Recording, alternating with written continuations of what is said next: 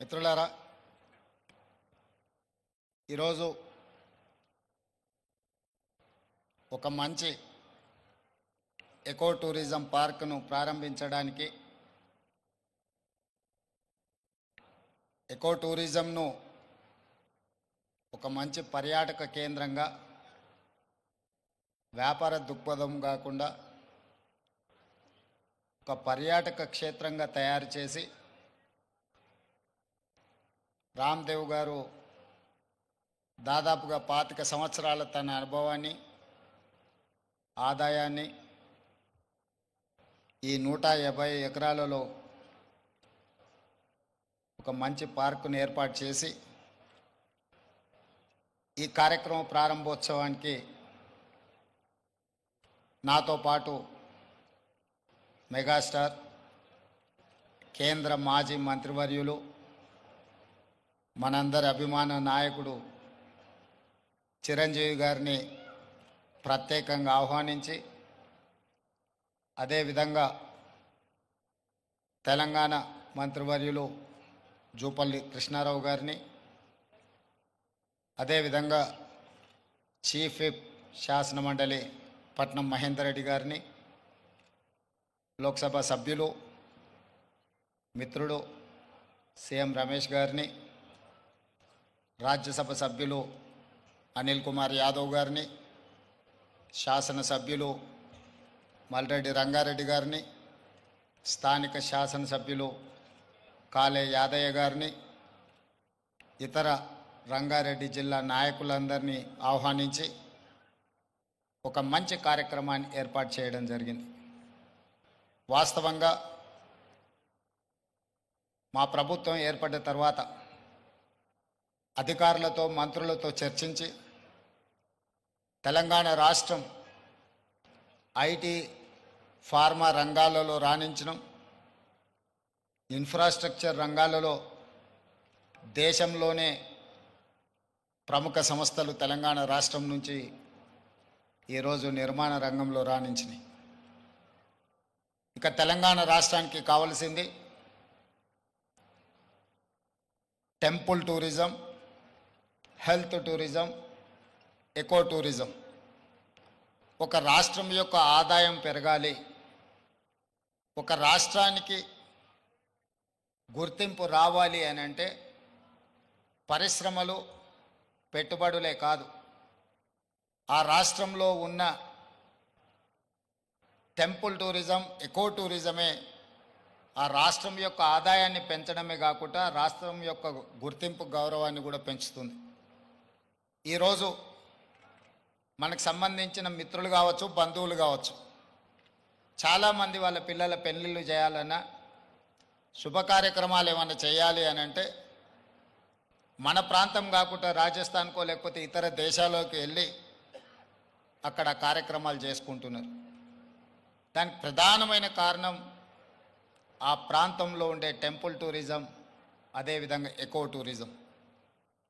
వీటితో పాటు ఎవరిని కదిలిచ్చినా మన వాళ్ళని బెంగళూరు జిందల్లో జాయిన్ అయినని కొంతకాలము అని చెప్పి చెప్తూ ఉంటారు. మనం ఈరోజు మందిరాలను దర్శించుకోవాలంటే తమిళనాడుకో ఇతర రాష్ట్రాలకో వెళ్తున్నాం. ఫారెస్ట్లో ప్రకృతి సహజ వనరులను చూడాలి అంటే మధ్యప్రదేశో లేకపోతే ఇతర రాష్ట్రాలకు వెళ్తున్నాం. అదేవిధంగా హెల్త్ టూరిజం విషయంలో కూడా మనం ఎక్కడెక్కడికో వెళ్ళాల్సిన పరిస్థితి. కానీ అన్ని సహజ వనరులు ఉన్న తెలంగాణ రాష్ట్రంలో ఇప్పటి వరకు ప్రభుత్వాల దృష్టి ఈ హెల్త్ టూరిజం మీద, ఎకో టూరిజం మీద, టెంపుల్ టూరిజం మీద ఫోకస్ లేకపోవడం వల్ల అద్భుతమైన ఆలయాలు ఉన్న తెలంగాణ రాష్ట్రం, అది 1000 స్తంభాల గుడి కావచ్చు, యునెస్కో గుర్తింపు పొందిన రామప్ప మందిరం కావచ్చు, లేకపోతే శ్రీశైలం కావచ్చు, రాజన్న వేములవాడ రాజన్న మందిరం కావచ్చు, ఇట్లాంటి చాలా మందిరాలు, ప్రపంచ ప్రఖ్యాతిగాంచిన మందిరాలు మన దగ్గర ఉన్నాయి. ఈరోజు కవాల్ కావచ్చు, tiger reserve forest, Nallamala tiger reserve forest కావచ్చు, జూపల్లి కృష్ణారావు గారు ప్రాతినిధ్యం వహిస్తున్న కొల్లాపూర్ ప్రాంతం, నల్లమల అటవీ ప్రాంతం, కృష్ణానది జలాలు ప్రవహిస్తున్న ప్రాంతం. అక్కడ మందిరాలకు, అక్కడ ప్రకృతి సహజ వనరులకు కొదవలేదు. మల్లెల తీర్థం లాంటి ప్రాంతాలు మన దగ్గర ఉన్నాయి. కానీ వీటికి ఇవ్వాల్సినంత ప్రాధాన్యత, తీసుకురావాల్సినంత గుర్తింపు తీసుకురాకపోవడం వల్ల మన రాష్ట్రంలో temple tourism, eco tourism, health tourism వెనుకబడుతున్నది. ఈరోజు ఎకో టూరిజంలో టూరిజం పాలసీని ఈ మధ్యలోనే శాసనసభలో మనం చర్చించినాం. దానికి మంత్రి జూపల్లి కృష్ణారావు గారే ఆ పాలసీ తయారీలో కీలక పాత్ర పోషించారు. రాబోయే కొద్ది రోజుల్లో టూరిజం పాలసీని తీసుకొచ్చి టూరిజం పాలసీలో ఎకో టూరిజంను ప్రోత్సహించాలని ఈరోజు మన ప్రభుత్వం ముందుకు వెళ్తున్నది. కానీ ప్రభుత్వానికంటే ముందే ఎకో టూరిజం ఈరోజు రామదేవరావు గారి ఏర్పాటు చేసిన 150 ఎకరాలలో ఒక అద్భుతాన్ని సృష్టించిండు. ఈ అద్భుతం వారికి ఒక్కరికి ఆదాయం తెచ్చిపెట్టేది కాదు, రాష్ట్రానికి కూడా ఆదాయం తెచ్చిపెడుతుంది, రాష్ట్రానికి కూడా గుర్తింపు, గౌరవం తెచ్చిపెడుతుంది. ఈరోజు మనం మొక్కలు కొనాలంటే గోదావరి జిల్లాలకు వెళ్ళాల్సిన పరిస్థితి. ఎవరైనా జూబ్లీహిల్స్, బంజారాహిల్స్ లేదా ప్రముఖులు ఎవరైనా ఇల్లు కట్టుకుంటున్నారు అని అంటే గోదావరి జిల్లాల నుంచి మొక్కలు తెప్పించుకునే పరిస్థితి నుంచి ఈరోజు వికారాబాద్, చెవెళ్ళ ప్రాంతం నుంచే ఎవరు ఇల్లు కట్టుకోవాలన్నా, ఇంతకుముందు పెద్దలు చిరంజీవి గారు చెప్పారు, 20 సంవత్సరాల క్రితమే వాళ్ళు ఇల్లు కట్టుకున్నప్పుడు జూబ్లీహిల్స్లో ఒక ప్రత్యేకమైన మొక్కల్ని పెట్టాలి అంటే రామ్దేవ్ గారి దగ్గర నేను తీసుకున్నాను. ఇది ఇంకా అభివృద్ధి పదం వైపు నడవాలి. ఈరోజు ఇక్కడ జరిగిన అభివృద్ధి ఇక్కడ మన కళ్ళకు కనిపిస్తున్నది 30%. నేను అనుకోవడం ఇంకొక సంవత్సరంన్నర తర్వాత ఇది ఒక అద్భుతమైన పర్యాటక క్షేత్రంగా మారుతుంది అనడంలో ఎలాంటి సందేహం లేదు. ఖచ్చితంగా ఇది ఆ దిశగా రాణిస్తుంది.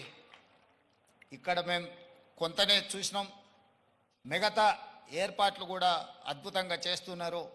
దీంతో పాటు ఇంతకుముందే మా యాదయ్య గారు చెప్తున్నారు, వికారాబాద్కి హవా లాఖో రూపాయి కా దవా అని. వికారాబాదులో ఉన్న అడవిని ఆనాడు నిజాం సర్కార్ మెడిసినల్ ప్లాంట్స్ పెట్టి మీకు మొత్తం తెలంగాణ రాష్ట్రంలో ఉండే టెంపరేచర్ కంటే చిరంజీవి గారు వికారాబాద్లో వికారాబాద్ అటవీ ప్రాంతంలో 2-3% టెంపరేచర్ తక్కువ ఉంటుంది.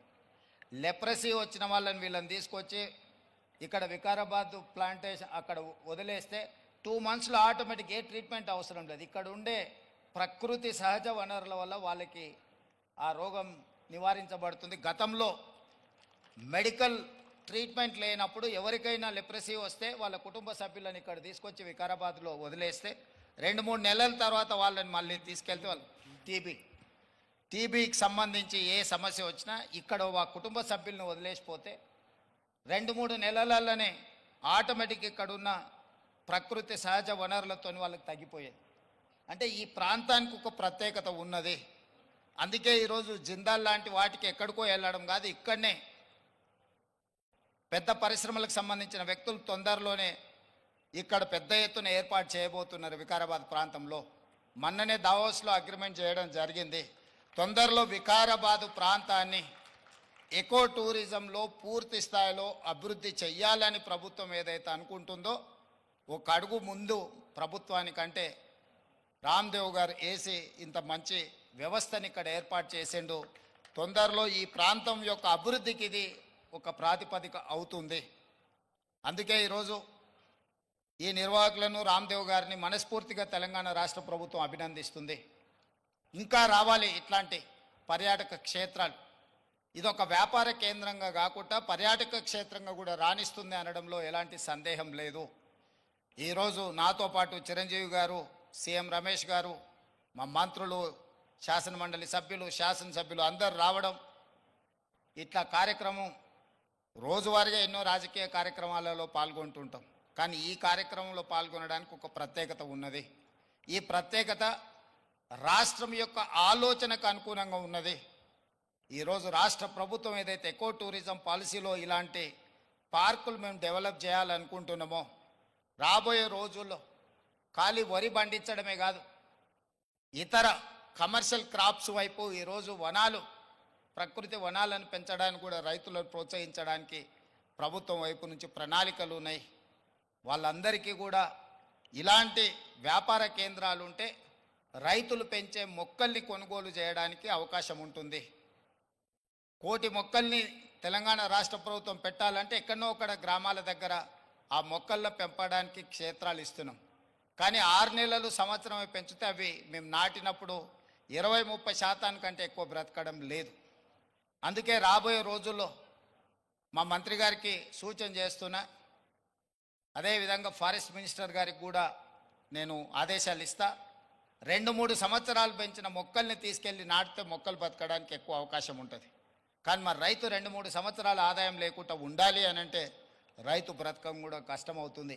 అందుకే దానికి తగ్గట్టుగా ధర చెల్లించి రాష్ట్ర ప్రభుత్వమే కొనుగోలు చేసి రాష్ట్ర ప్రభుత్వం నాటే హరితహారం మొక్కల్ని 3 సంవత్సరాలు 4 సంవత్సరాలు పెంచిన పెద్ద మొక్కల్ని నాటితే అది ఒక్క సీజన్లో మనం కాపాడుకోగలిగితే చాలు, అది తప్పకుండా చెట్టుగా వృక్షంగా మారే అవకాశం ఉంటుంది.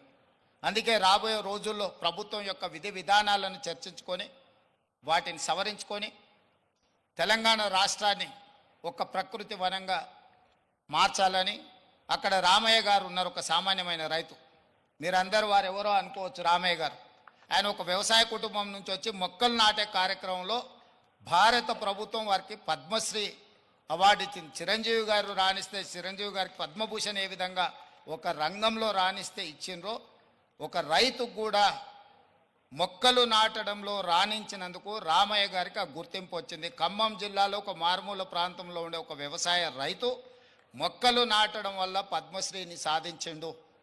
అంటే ఒక కమిట్మెంట్, డెడికేషన్ ఉంటే ఈ ప్రభుత్వాలు గుర్తిస్తాయి, ప్రోత్సహిస్తాయి.